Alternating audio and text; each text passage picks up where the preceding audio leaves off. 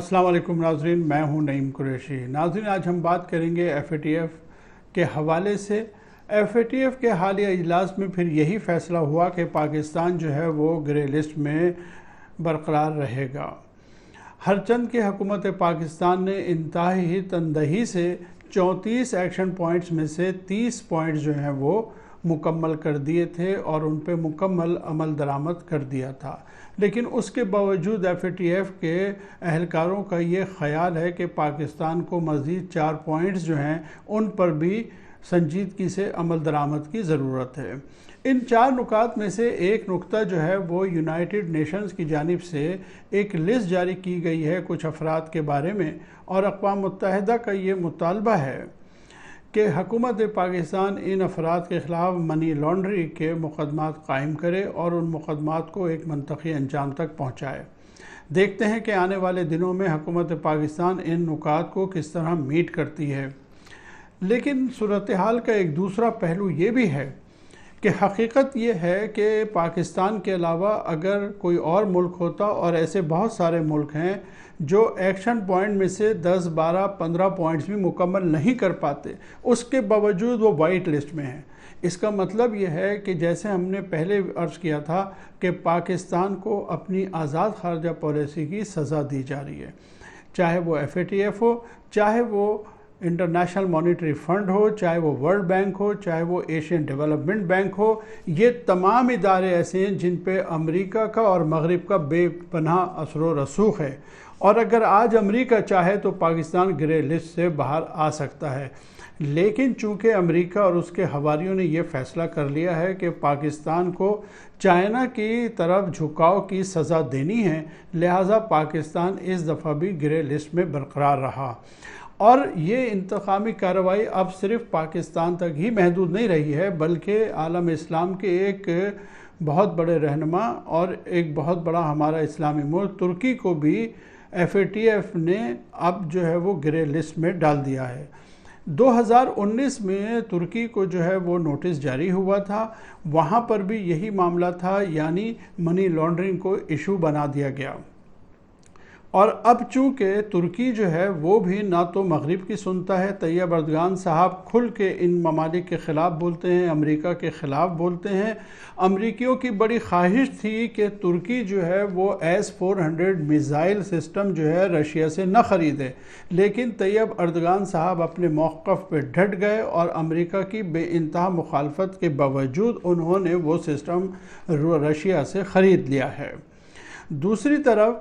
افغانستان کے حوالے سے یا چائنا کے حوالے سے بھی اردگان صاحب بھی بالکل عمران خان کی طرح اپنی آزاد خارجہ پالیسی کے حامی ہیں۔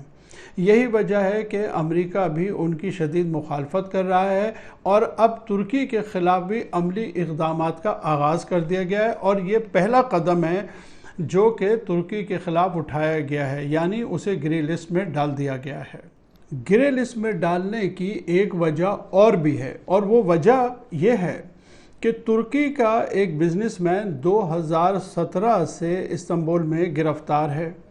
اور اس پر نہ صرف یہ کہ استنبول اور پورے ترکی میں ہنگامے کرانے، بلکہ جاسوسی کا بھی الزام ہے، اور اس پر مقدمہ چل رہا ہے، یعنی اس کا مقدمہ عدالت میں زیر سماعت ہے۔ لیکن ان 10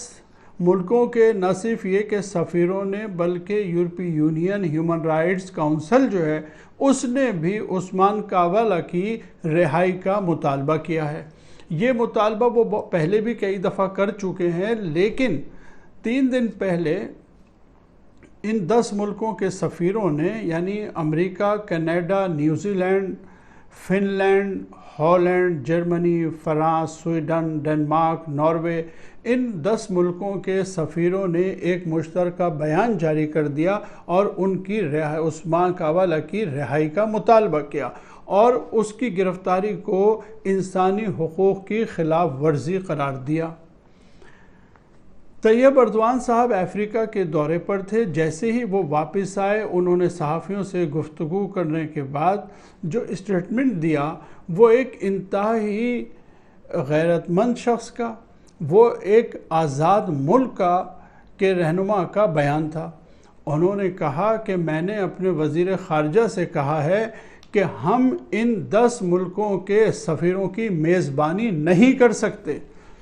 دوسرے لفظوں میں انہوں نے یہ کہا کہ ہم ان کو اپنے ملک سے نکال باہر کریں گے صرف اس بنیاد پہ کہ انہوں نے ہمارے ملک کی عدلیہ کے حوالے سے گفتگو کی اور ایک ایسے مقدمے کے بارے میں یہ مطالبہ کر رہے ہیں جو عدالت میں زیر سماعت ہے۔ دوسرا جملہ بھی انہوں نے یہی کہا کہ یہ کون ہوتے ہیں، ان کی جرت کیسے ہوئی، یہ کون ہیں، ان کو یہ جرت کیسے ہوئی کہ یہ ترکی کو بتائیں کہ ترکی کی عدالتیں آزاد ہیں یا آزاد نہیں ہیں۔ یہ بیان جیسے ہی اردوان صاحب نے دیا، فوراً ہی امریکہ اور دیگر ملکوں کا بھی ری ایکشن سامنے آ گیا۔ انہوں نے ان کے بیان کی مذمت بھی کی ہے اور اب ہم نے دیکھا کہ ترکی گرے لسٹ میں آ گیا ہے۔